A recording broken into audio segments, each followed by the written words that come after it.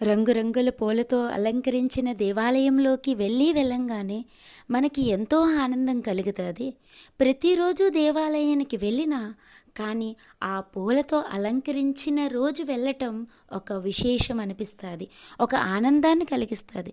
ఒక మానవ మాతృడు చేసే అలంకరణలోనే మనం ఎంతో ఆనందం పొందగలిగితే ఇక ఆ అమ్మవారి నామస్మరణతో మాలగా తయారు చేసుకొని మనం ప్రతి నిత్యము ఈ 9 రోజులు కానీ అమ్మవారి నామస్మరణ ఒక మాలగా అనుకొని మనం చదవగలిగితే ఇంకెంత ఆనందంగా ఉంటుందో చూడండి. ప్రతి క్షణము కూడా అమ్మవారి నామస్మరణ చేయండి. ప్రతి ఒక్కరిలోని కూడా అమ్మనే చూసుకోండి, అమ్మకే సేవ చేస్తున్నాను అనే భావంతో మాత్రమే ఉండండి. వేలు ఖర్చు పెట్టవసరం లేదు, ఒక్క పుష్పం చాలండి, ఒక్క నామస్మరణ చాలండి. అమ్మ మన